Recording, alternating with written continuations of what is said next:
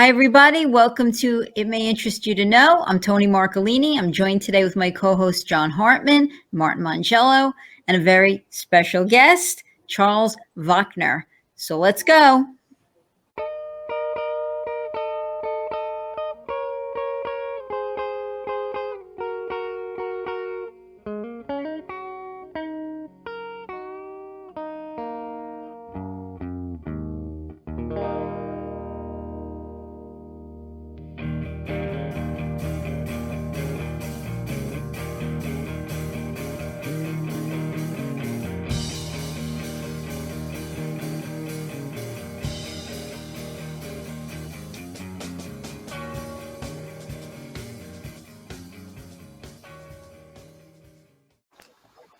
Well, hi, everyone. We're today with Emmy-winning TV writer, author, and producer Charles Wachter.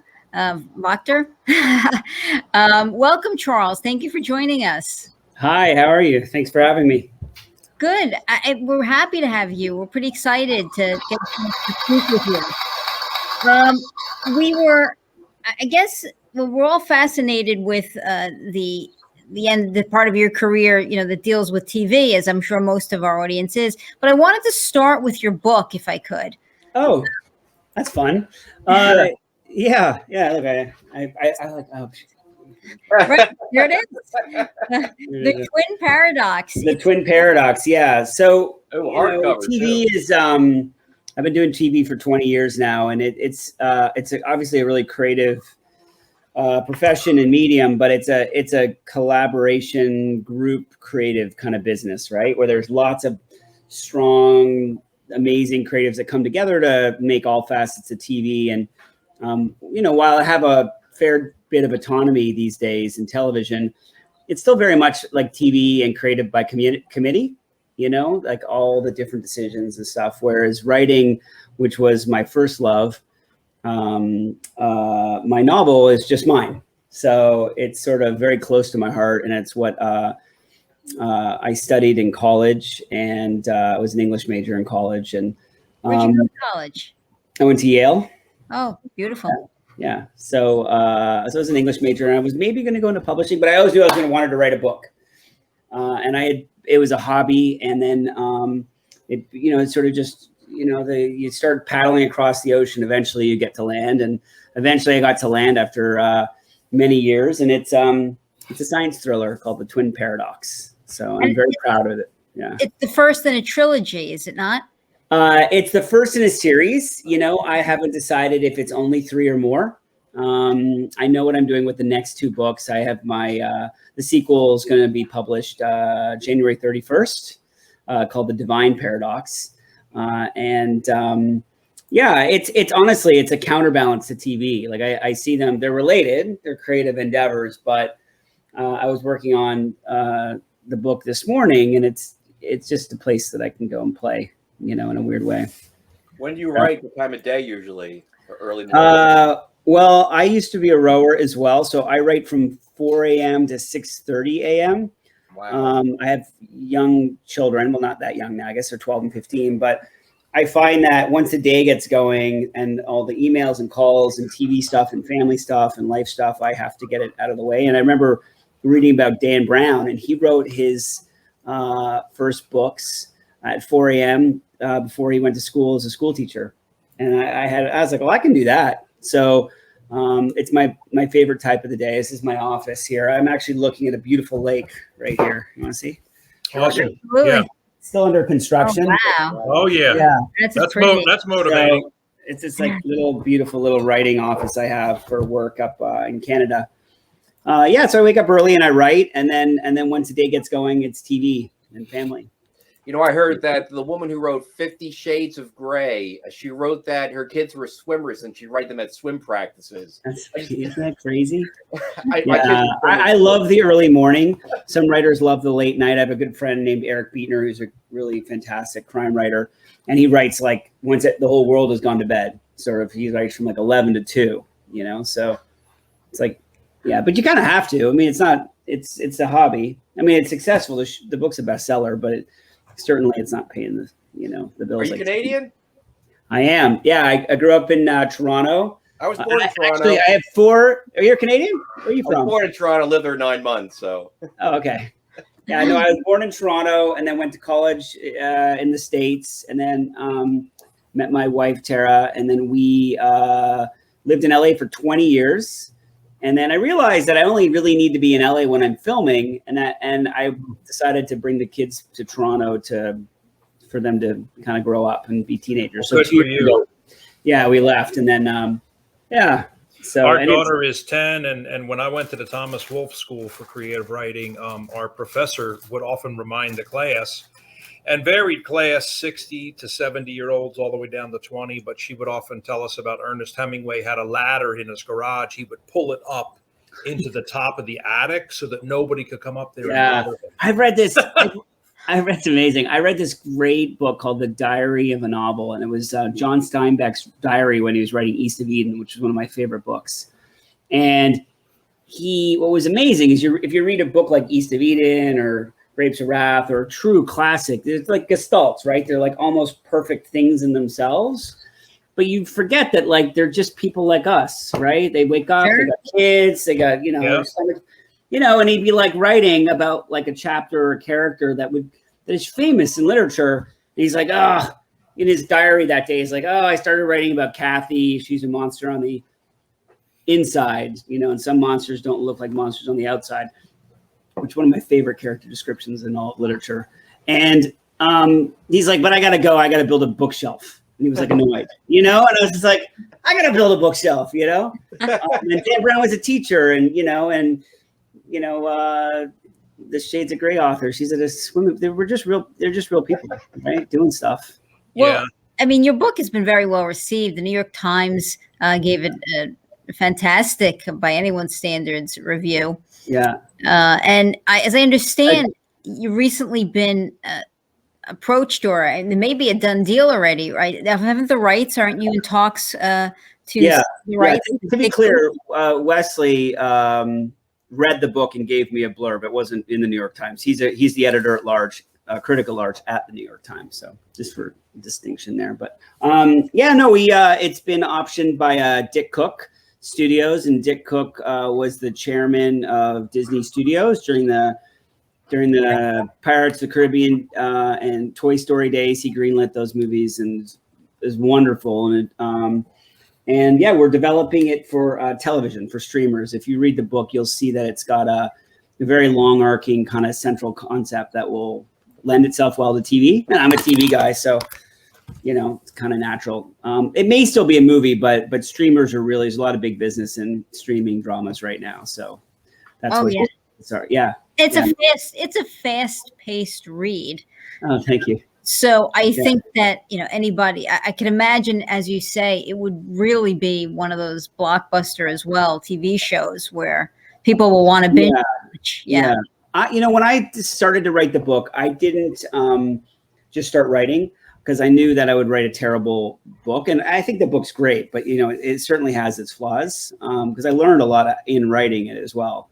But what I did was I wanted to write a Michael Crichton style thriller. And for anybody out there who's starting to write or work in TV or whatever, I'm a big advocate of just like studying really well something that a genre or a style that you choose to, you could be super original, but a lot of great originality actually comes from understanding your genre and then twisting it and doing some other things with it. And so I spent like 3 years breaking down Jurassic Park and Michael Crichton. So I kind of took my English degree from college, and I literally wrote like 160-page document trying to understand what made that book compulsively readable. It had obviously a very high concept hook, but lots of books have high concept hooks. And for him and for guys like Dan Brown, it's a combination of learning a huge amount of stuff, a very clean, simple premise, which is in Jurassic Park is don't get eaten, right? And a very short ticking clock and a very clear arena for action, right? So there's some basic kind of things they do really well, and I studied them. And in designing the book, I kind of, use that scaffolding to come up with something that's unique to me. So, the book's a bit batshit, to be honest, but it's in the world for people who like those dense thrillers that are idea driven. I sort of Fear Factor, which I kind of lead in for Fear Factor with Jurassic Park. I mean, you kind of get some ideas from don't get eaten. Yeah, but I mean, that seems kind of like saying a good segue into what you did with Fear Factor. Yeah, so I do big competition shows and formats. I've done lots of action adventure and fashion music doc series. When Fear Factor was being rebooted in 2000, God, what was that? I don't remember the year. 15. It was without Joe Rogan. He had already become massive in the podcast scene by the time that they called me to basically relaunch the show. It wasn't much of a departure. We really were making Fear Factor, and nearly everyone from the original Fear Factor were on the show. So I was sort of the new blood in many ways, and Ludacris was our host on that. It's a really fun show to make. It's a lot safer than people imagine.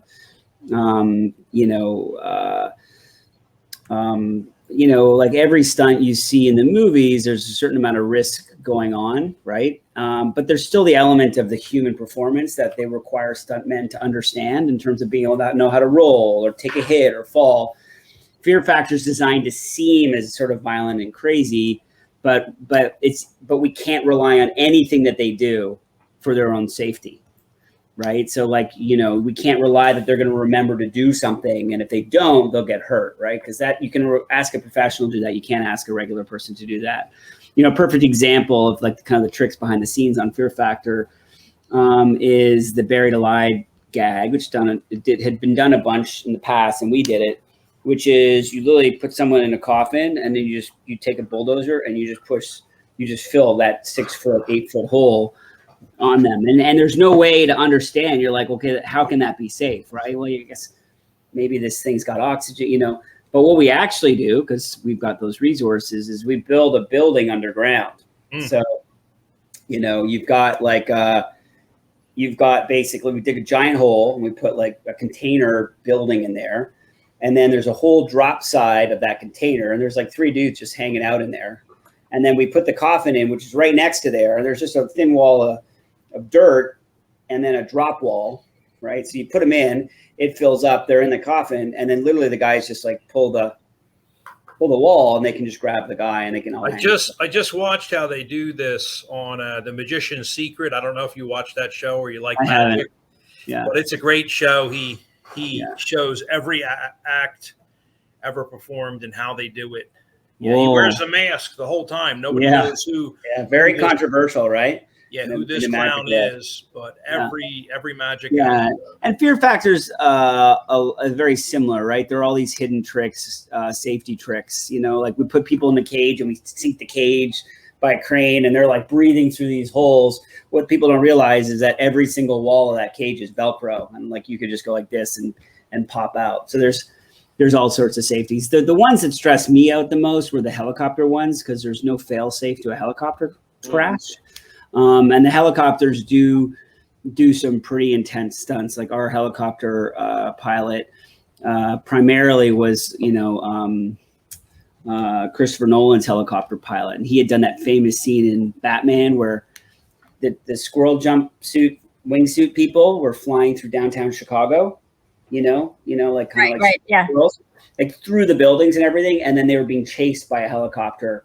Like, I mean, like not hitting the buildings, not hitting the squirrel jump. I mean, it was like some serious stunt piloting stuff. So, tell us, some really good pilots. Tell us, if you would, when we come back from commercial, about the celebrity dating game, because I think everybody has loved watching the dating game. But Tony, do we have a second to run over to a commercial today?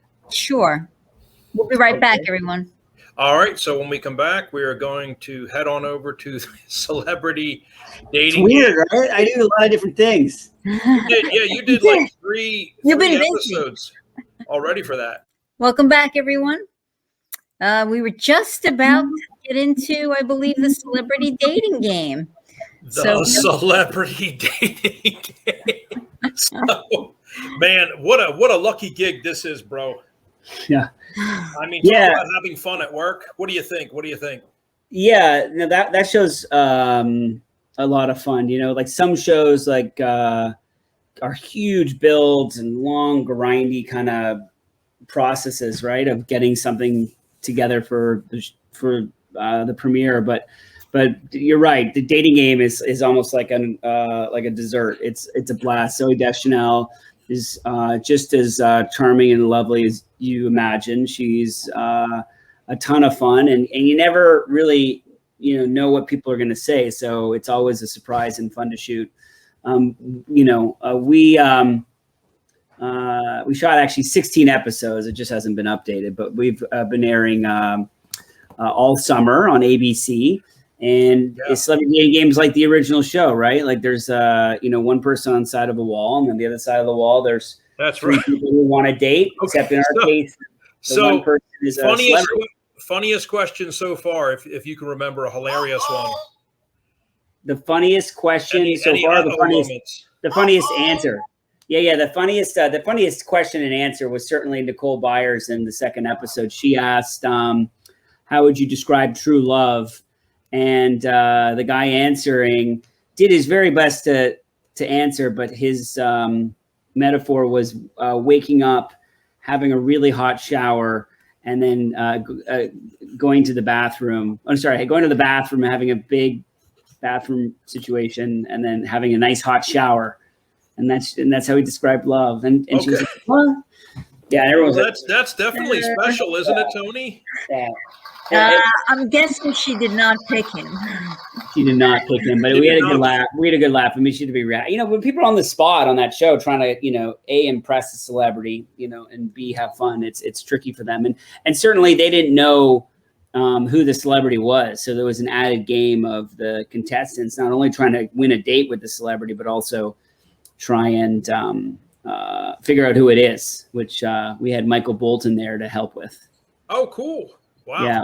Do you give them the questions, or do they make them up themselves? Some celebrities were really involved and others wanted to help, so we would have sort of sample questions, and one of my producers would meet with them and kind of go through some of their, the questions. Some were more genuine, some were more there to have fun, some were kind of got that it's really a show about flirting, really.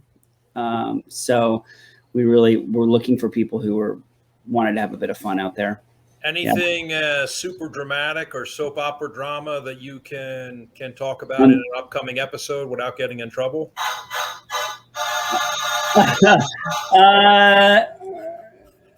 Don't get yourself in trouble.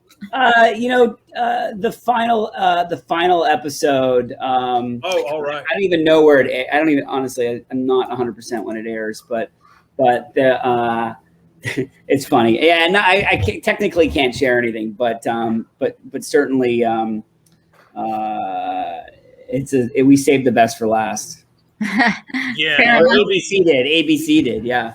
Very important in your craft every day is that hook at the end of episodes and definitely at the end of seasons. Super important stuff. Yeah, it helped with even book writing, like constantly looking for novelty and constantly reinventing what people think they're watching. I think is really important, whether you're launching a new show or it's a new chapter in a book or it's another episode or even another act. Like, sort of what we trade in is attention, right? We want to maintain attention. And the way you do that is through mystery, novelty, and heart and character, right? So if I had to pick some through line of all these things, I would say that those are like the things that I really gravitate to, things that have a really strong hook, have a good heart. There's nothing malicious about them. I mean, maybe pouring scorpions on people is a little intense. Yeah. But it's got good heart. There's novelty, creativity, and essential joyfulness and playfulness. I think is the stuff I like doing.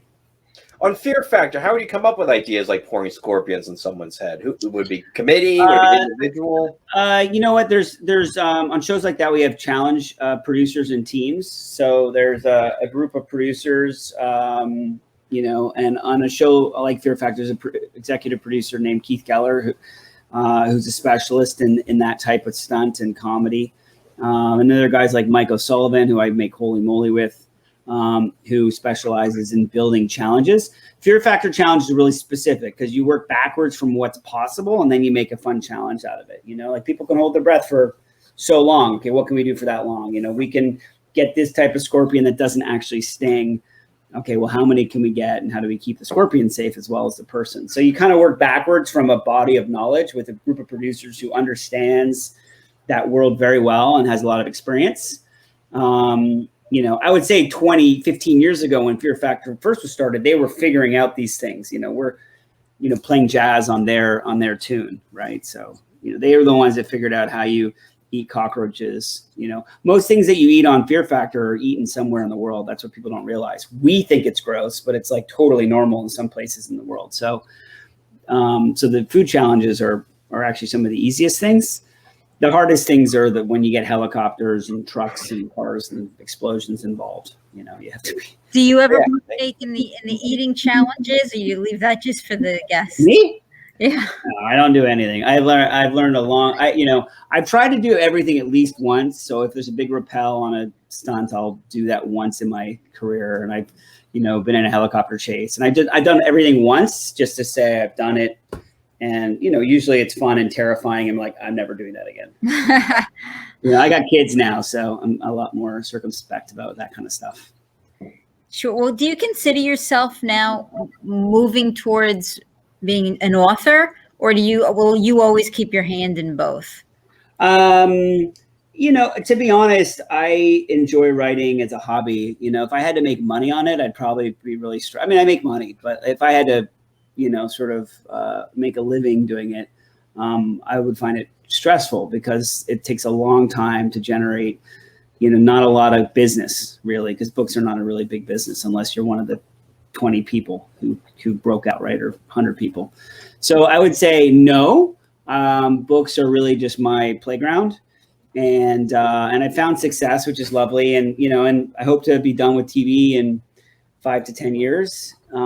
And I would be writing full time. So I'm working on creating a readership and a brand for myself, so people want to read my stuff when I do it as a hobby, you know, as a retirement activity. Yeah, I just enjoy it, honestly. I just really like it. I was doing it today. I mean, there's no reason to be doing it. I got a lot of TV stuff to do. I just, you know, it's as did I. I mean, I did. I'll be honest. I picked up the book in anticipation for the interview. Yeah. I hadn't heard of it before, but I did read it, and I mean, it's easily doable in a day. I mean, it's a fast-paced read. You know, it's not I designed it that way. Like, yeah, I studied a long time, and that's the one flaw of the book is it speeds up, and then it's over. And some people like meteor things, you know, but. You know, I looked at books. I remember with the Da Vinci Code. I mean, I was in England and I was jet lagged and I was kind of lying in bed at 11. I wasn't tired at all. And I picked up the Da Vinci Code and then I read it and went to breakfast, you know, and it was fun. It's a fun experience, you know, it wasn't work. And that's kind of what I tried to engineer. It's interesting now I'm working on the second one, sort of figuring out what I learned and sort of be a bit more, you know, you figure out what you know, be a bit more nuanced with it. Yeah, it's definitively a science thriller. I mean, it's not intended to be like literary fiction. It's not, you know, but it is. It's a very enjoyable read. It's like candy, right? I mean, you take it is. Well, one of the eat the whole dish of that. The ice cream. You just can't stop eating it because what happens? Well, one thing I know about Dan Brown and Michael Crichton is that they constantly give you nuggets of great things you didn't know. There's a lot of things you didn't know in books like that, or even like I'm friends with Charles Duhigg, who wrote The Power of Habit, and it's got a very powerful POV and a really sophisticated structure that's really digestible, but it's full of these just really interesting facts and ideas. And when I was writing the book, it's a very good book. Yeah. So, and you know, and I think that's what I admire about great bestsellers is that you feel like you're learning. It's not just who did it or what is it or just the mystery of it all, but also just sort of taking away all these, like, really? Nazis wanted to drain the Mediterranean to make farmland? I didn't know that. just stuff. And I save them. I save them like ephemera, like an old purse. I just like, oh, that's a cool idea, and then when I'm writing, I'll be like, oh, this would be a good time to talk about that weird lizard I read about. Yeah, that's interesting. So in other words, you're kind of keeping like a little notebook where you stumble across something that piques your interest, and there it is. Like you just write it down. You're like, okay. And it's a giant growing document of things, and once I use them, I take it out because it's been done. But I actually use Gmail a lot too. So I just like constantly forwarding stuff to my Gmail with the label that I know that when I go searching, I could be like, oh, what was that thing about that oil rig that sank in the Atlantic? And then I use Gmail as a searching database with a couple labels for my books. Because I'll remember, I'll be like, what was that thing about those magnetic ants? I worked for a while, Charles, for Kathy Kennedy at Lucasfilm. And every trip she would come home, wherever she was filming, whatever, she would often have stuff cut out, torn out of magazines, and all in an envelope, which would go over to Elise, our head PA. And she would begin to put her brain together. And it could be projects like her husband, Frank Marshall. He would tell me, like, Marty, some films, we're not even going to make them for 20 years, 20, 30 years. The whole stack on the desk. He's like, that's how this business works. So it's just amazing to be in their home and pick up on these things. Yeah, it's funny you mentioned that. I have a giant, early in my film career, before I started working a lot, I had a giant sketchbook, and I would do the physical version of what she did. I would like draw and storyboard and write notes. It's like this big. Wow. And in many ways, it was what I was producing at the time, because I couldn't, didn't necessarily have the access to funds to actually make something. But I go back to that every so often. I'm like, oh, I got to finish it, or I got to keep working on it. But how do you feel about the change in the industry with streaming, starting around Netflix and borrowing $25,000 from his mom to build Netflix? That's crazy, right? I know. It's twofold, right? I think that streaming is a lot like the service economy for producers, in that there's more business than ever to be done on a service basis, like a work for hire fee basis, right? They're just buying stuff and making stuff.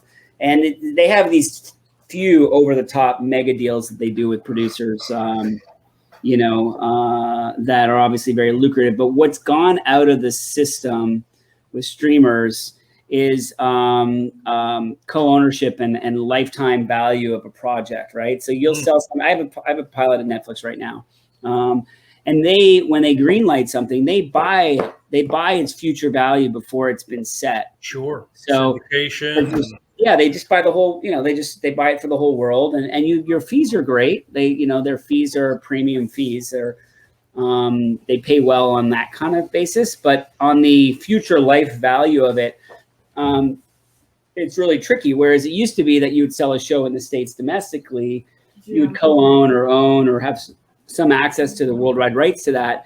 And that show that you do 10 episodes of in the United States, 100 countries does 10 episodes, and there's 1,000 episodes. And those are all deals to be negotiated and all licensing rights to be captured. And it was a much more sort of robust home run success version of the business that is not as accessible. Like there are much more corporate, there's much more sort of savvy financial entities now in television and film, where you can't really have that kind of Seinfeld hit as a creator. And if you have the right deal with the right show and the right partner. But well, Tony, before you ask him, may I interrupt you rudely? Go ahead. I want to ask him what he's seeing right now, because this is like golden nuggets. What are you seeing as far as consumer product goods? When you sign something like that, we had a guy here, Boss Hogg in North Carolina. He was very, very famous from the Dukes of Hazzard. It had been about 20 years. He went out to LA. He said, SOB, I was walking up and down the strip by Mann's Theater. I went in a couple of the shops. Everywhere I go, there's license plates, coffee mugs, all types of stuff with Boss Hogg. And that CPG was in my original contract with my entertainment attorney. So I recontacted. Well, this was all in the news. Of course, Carolinians love, Dukes of Hazzard and stuff. Yeah. Well, this was all in the news, poor indigent, 78-year-old boss hog got ripped off. They went to court. Of course, it's a 4 to 7 year process, extensions, delays, every filing you can think of to drag it out will drain you financially. You won't be able to afford to go the distance. They went the distance. He ended up getting close to $20 million in back settlement and stuff. Wow. But what are you seeing today when you do a project? Yeah, merchandising, is always a bit of an afterthought in our deals, a little bit, because it's so rare to become valuable. You really have to have like a culture defining show. Holy Moly is doing pretty well on merchandising now. Certainly not a huge revenue source, but we're in season 4, and that's my ABC Violent Mini Golf show. So you're starting to use, there's certainly a lot of money in there, as history's proven, like Boss Hog and Star Wars. Right. Well, Duck Dynasty, every time you go in Walmart, there's everything, towels, flashlights. I'm friends with those guys. Store. Yeah. Oh, really? My gosh. Yeah, Duck Dynasty. Scott Gurney, who sold that with his wife Deirdre. I remember our kids were in Little League together in LA, and he's like, I got to show you this tape. He showed me actually like the sizzle tape. And he showed it. He's like, "It's gonna be huge." And I remember watching it go. I was like, "What? Duck whistles?" He asked me if I wanted to do it. I was like, "I don't know, duck whistles." Now you remember Tony, who did that sizzle reel, Frank Monty, right? Oh, right, yes. For Chuck Ardizone. Yeah. They came here and filmed a sizzle reel, and they said, "Hey, look, let us do what we want to do because we did the sizzle for Duck Dynasty." I was like, "I am just here to read the lines." Yeah. Can you tell us a little bit?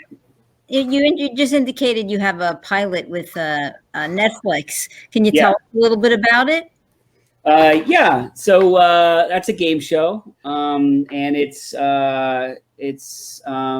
basically a arcing game show. So most game shows are standalone, right? So people come on, they win or lose, and then the next episode's exactly the same. So that doesn't really work on a streaming model. So you haven't seen a lot of game shows on streamers, and Netflix is really invested in trying to crack that space, because obviously there's a lot of fans of that type of programming. So we pitched, I am on a deal with Sony currently, and we pitched them a concept where like 50 go in and 1 comes out. So it's got a game show structured episodically, but there's an arcing kind of trick to the show as you move through the season. And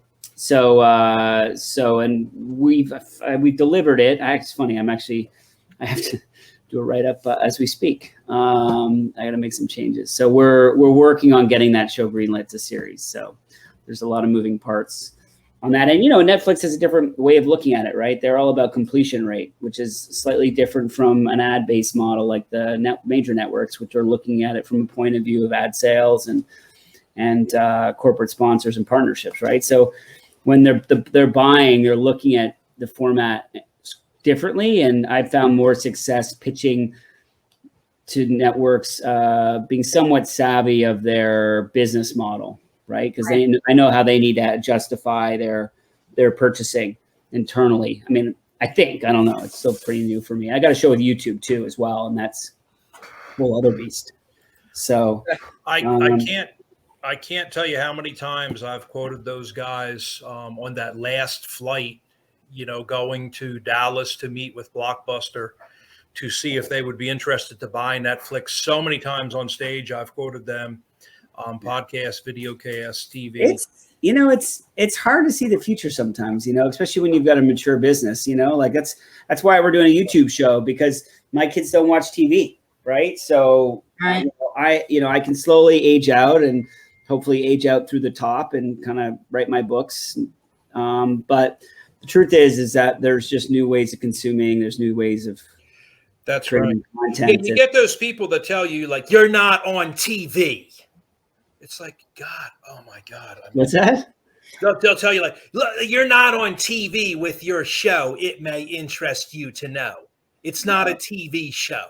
They're really negative and nasty. I can't tell you how much money these creators on YouTube are making. So, I don't think I'm watching, Charles, we have a huge $4,000 QLED. We sit there and watch every night. Now, some nights we may watch hours and hours of our favorite channels on YouTube. Mm-hmm. Stunts, yeah, I mean, the truth is, funny, a lot of YouTube has replaced really the cable model, right? If you think about what's really big on YouTube, there are a lot of the types of lifestyle, DIY, real estate, comedy. There are a lot of things that the cable did really well when they started peeling viewers away from the big broadcast shows. And, I've been watching the ratings on the broadcasters, and, more people than ever are watching television right now. Television being TV content that's, longer than 5 minutes, right? Whatever that is. But it's so spread out that the ratings on any one given platform, it's okay. And then occasionally you get a spike, right? You get like a Game of Thrones, a Masked Singer, and then any of the legacy shows tend to hold up better than you launch a new show, you're automatically going to be at or below the market noise for a show ratings wise, right? But if you have a legacy show, and as long as you hold on to your viewers a bit better than the decline in ratings, you start to outperform. So that's why you're seeing Big Brother and The Bachelor and The Voice sort of outperforming the market, even though they're sort of older shows. It's because they're holding their audience as the audience is spreading out. There's enough kind of like brand awareness. So if I were a network, I'd be very remiss about canceling successful shows, because they'll, I've seen, and I haven't even talked about this with my TV friends, but I've seen that those shows are deflating less than the market.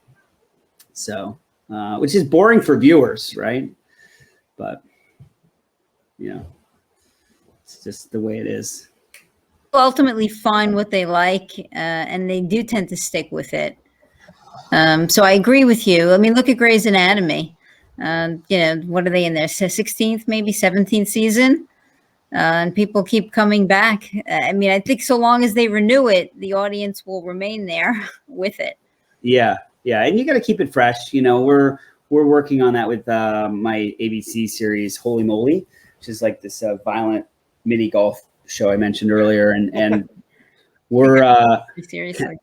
What's that? They take their golf very seriously. Yeah. It's if for those people watching, it's an awesome show. Yeah, thanks. Yeah, so it's a comedy. It's like Best in Show meets Caddyshack wrapped around Wipeout, right? So real people are trying to play mini golf, and they got to putt through a windmill, and then they have to get through the windmill as well. But the windmill is on fire, and it just completely nukes them into the water, right? So it's an obstacle course, mini golf course. But each season you got to come up with something new. New twist. We got to build a completely new set from scratch, which is always a challenge. Yeah, you guys have got some big sets too, and some big stunts, and the biggest, miniature golf things that you've got to try to get through I've ever seen. Yeah, every hole is about 100 feet, and we built 24 of them. We just built 24 we did season 3 and 4 simultaneously, which was a trick in itself, because we had to kind of keep 2 seasons worth of TV going literally simultaneously. It's not even like we shot season 3 and then 4. We were shooting both, which was a really it's a really silly, sweet show, but it's wildly complex logistically to produce. I love mini golf, and I know I'm in trouble when I'm in the wrong meeting and somebody, do you like golf, son? I'm like, oh God, I hate golf actually, but I love mini golf. Just so you can say, I like Holy Moly. You're probably safe. Do you watch the mini golf show on TV? No, I don't. It's like, okay. Next time someone asks you that, just say, yeah, I golf all the time. In fact, I just shot an 86. And he said, wow, that's fantastic. And he said, I would have done better, but my ball kept on getting stuck under the windmill. That was my dad's joke. Hey, dad jokes are awesome. We have a 10-year-old daughter, Charles, by the way. Okay. Yeah, our 27-year-old son, he's off and has a baby now and off to the races. So congratulations. There you go. Big difference. And I think yours are 12 and 15. Yeah, 2 boys, 12 and 15. So they're, it's a great age. We're probably not impressed with you at all, right? Like they see you as dad. Honestly, I know from the outside, this all seems really, I don't want to say impressive, but the truth is they see me working really hard. and and complaining like the rest of us on days where it's too hard, and proud and excited about something new and exciting, just like anybody else. So yeah, well, you're doing some really cool shows, man. A lot of fun. You've got a lot of fun in your life, and at least you're not doing murder, crime dramas or things like that. Yeah, no, I do. Some of the funnest shows on TV. Yeah, and I'm lucky. I do a lot for ABC, and they trust me, and I have a good sense of that Disney kind of broad comedy that's family safe, but pushes it just a little bit so the parents can enjoy it. Yeah, it's fun. It's hard. I shot 5 series this year, and it's probably the hardest work I've done in my career. So 5 series. Wow. Yeah. Wow. Yeah. So, Jody Binstock was on yesterday from Los Angeles, and she's working on a lot of stuff. And of course, she was interesting. She said, this is a team game. When you're writing, it's just about you. But when you are doing television and film, we rely on each other. It takes a huge team. It's almost criminal that because I'm the showrunner, I often get interviewed and stuff like that. But the truth is that every single show I have, there's another executive producer working harder than me, most likely, right next to me, like Mike O'Sullivan and Kate Shelbourne on Holy Moly, and David Ruffsky on Dating Game. And every show it's a team sport, 100%. There's certain people that may be out front of the team and, at times, but, and that goes all the way to the production companies in the network. They're very savvy, and they understand what we're doing. And a lot of times they're the ones solving problems for us. So, yeah. All right. Well, we're kind of out of time today, but is there any place that you can direct audiences to go to get information about your projects or your upcoming projects? In terms of my TV stuff, it's mostly IMDb. That's where I am. I don't have a generalized site for my TV work, other than just the press that happens here and there for different shows. There'll be a couple big announcements in September I'm really excited about. I'm doing a scripted pilot for ABC. It's going to air, which will be my first scripted thing for ABC, which is fun. And then also a new studio deal that will be announced. Awesome. I don't think anyone actually cares. Like, I can't wait to find out what Charles' studio deal is. But it is happening. Will you come back and talk to us about it? Yeah. I mean, absolutely. Keep us updated. Yeah, and then the big thing for me, outside of those things, is the sequel coming out in January as well, which I'm very proud of and excited to share. And that's on my website, charleswachter.com. You can check out that. Yeah. I may add it. I don't know. What do you guys think? Should I add TV stuff to her? I think you should, because I was looking for it to, if there were links to the right IMDb or to ABC. Yeah. I guess I'm sort of like B2B a little bit more as a TV guy, right? Like I don't really have a public face. I mean, I do this, but unlike the scripted showrunners, there isn't as much appetite for guys. For me, even though I make just as much TV as them, I don't make the fancy stuff. So I haven't really publicized myself that much. Yeah. Well, we're super proud of you, and especially all the fun you're having. Yeah. The fun meter's up to like a 9. Yeah. Well, I'm trying to be better about like taking a few less shows and stuff, because I think I'm sort of discovering that there's a limit to the return on your happiness when you're working 16 hours a day. Charles, you caught me here in the kitchen. We also own a country inn, but there's been years where I've blacked out whole months. Like, it's like, how much money do you need to make? Yeah, and maybe I want to take and to what end, right? Like there's been we had some deaths in our family this year, which was very, eye-opening and a very strong reminder of how precious our time is. That's right. And my boys, they're just, I got 5 years, right? And then they're going to be off to college. The memories in the hippocampus are priceless. Yeah. Priceless. Yeah, exactly. So I'm working on that stuff as much as anything, just making sure that I'm enjoying this time. So. Well, good for you. Good for you.